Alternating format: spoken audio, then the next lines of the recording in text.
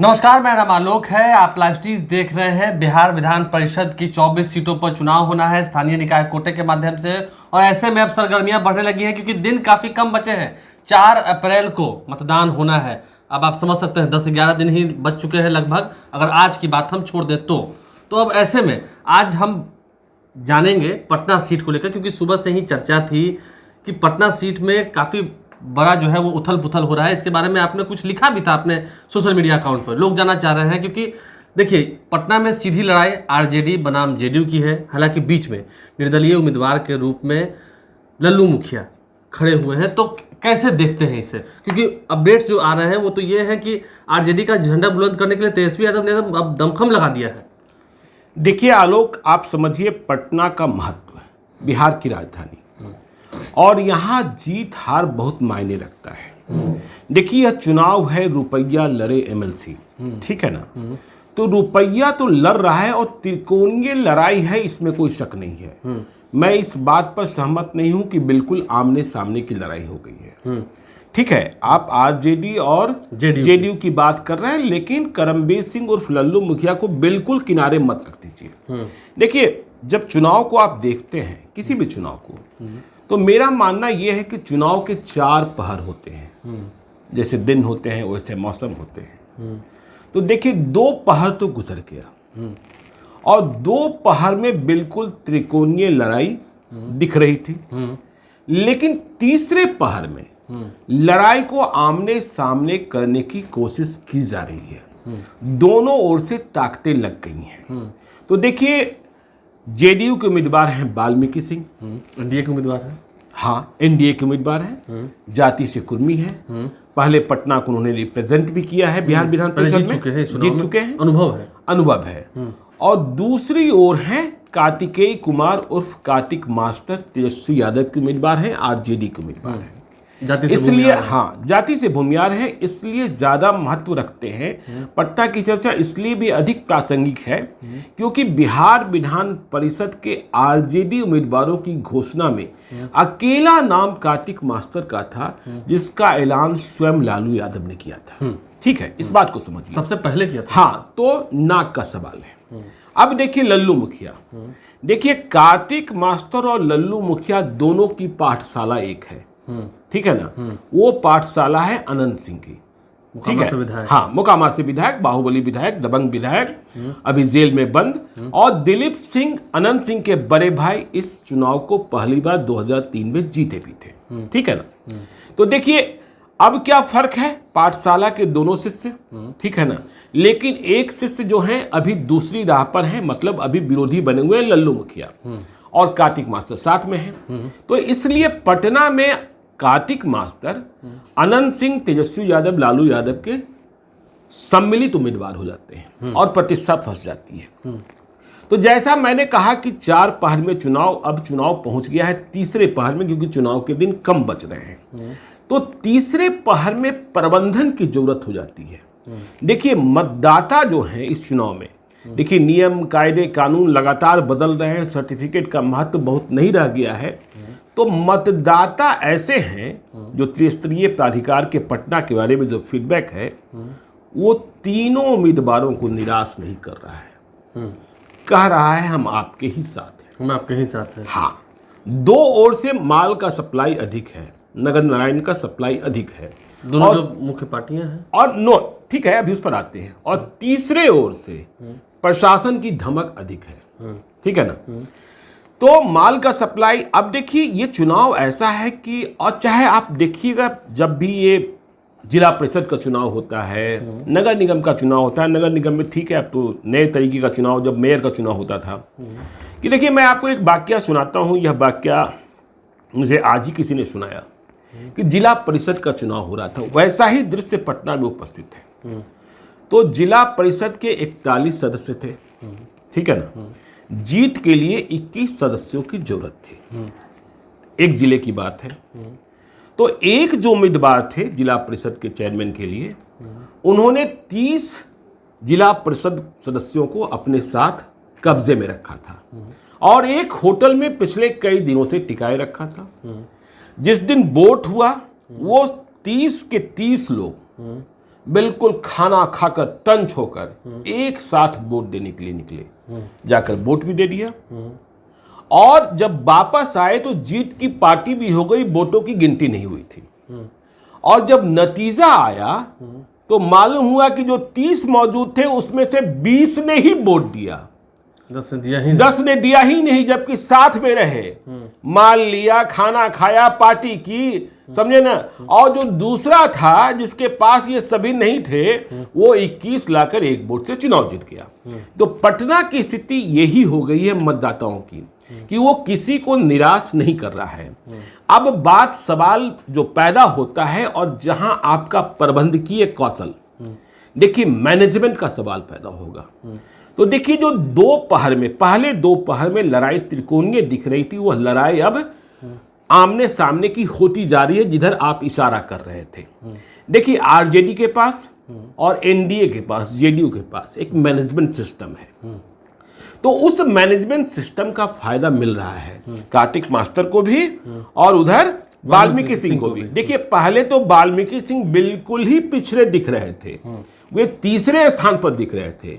लेकिन जब से जेडीयू ने पूरी ताकत लगाई है, अब बीजेपी के लोग भी वहां सक्रिय हुए हैं। बीजेपी को भी कहा गया है कि देखिए पटना आपकी पहचान है, हिस्से में मेरी सीट है, यदि पटना में कुछ गड़बड़ी हुई तो आप समझिएगा, ठीक है ना।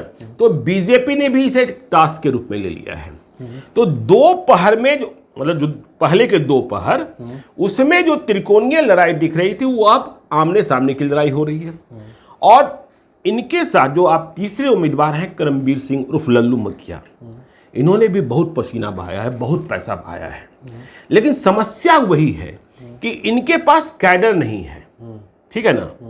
तो ये जो क्षमता, ठीक है ना, कि इस क्षमता का अभाव जो है इन्हें नुकसान पहुंचा रहा है। माल भी जा रहा है, कह रहे हैं लोग। देखिए हमने बातचीत करने की कोशिश की, देखिए अब तेजस्वी यादव भी अपनी आन पर आ गए हैं। जहां से ये मालूम हो रहा था कि लीकेज है, तो वह समझाने की कोशिश कर रहे हैं कि हमारे रीतलाल यादव जो 2020 में आरजेडी के विधायक बने, जब वे 2015 में अकेले चुनाव जीत सकते थे निर्दलीय, तो फिर हम 2022 में क्यों हारेंगे? आपको किस चीज की कमी जरूरत हो रही है वह बता दीजिए।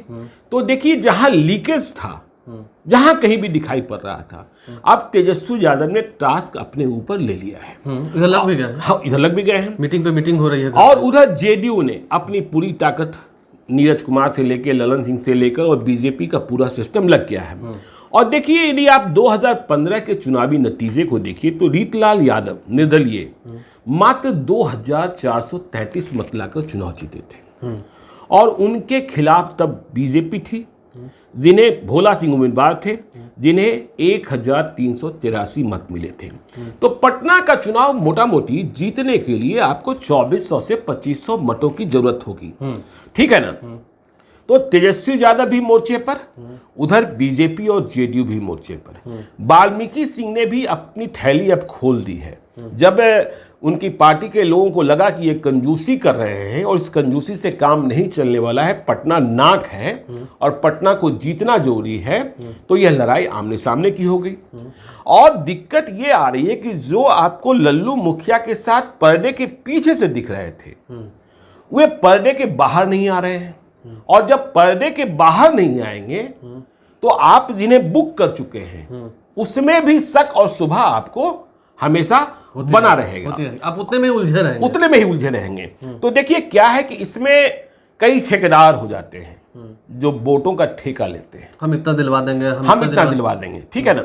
और हम तो वो जो ठेकेदार जो होते हैं नए लोगों के लिए, जो नए लोग आते हैं चुनाव मैदान में, वे उन्हें समझ लेते हैं कि ये तो मुर्गा है।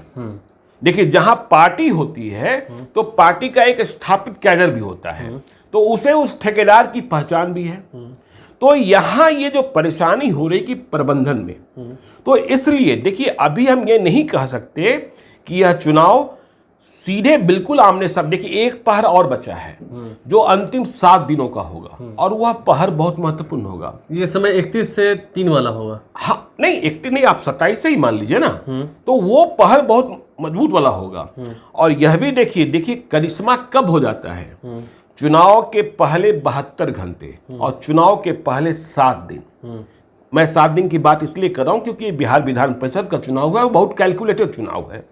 और पटना इस बात का गवाह भी रहा है कि यहां निर्दलीय रीतलाल यादव भी चुनाव जी सकते हैं। तो ऐसी स्थिति में हमें पटना पर नजर रखनी होगी। पटना नाक है और पटना में क्या क्या खेला होगा इस बात को समझना होगा। देखिए, आप मोकामा से आगे, बरहिया से पहले और इधर आप पालीगंज तक, इधर मसौरी तक ले लीजिए, बहुत बड़ा क्षेत्र है।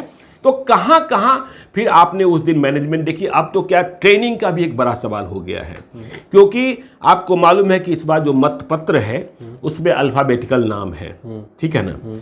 उसमें आपको किसी खास किस्म के स्केच पेन से ही मत देना है। आपको कोई अंगूठा नहीं लगाना है, कोई हस्ताक्षर नहीं करना है, कोई शब्द नहीं लिखना है।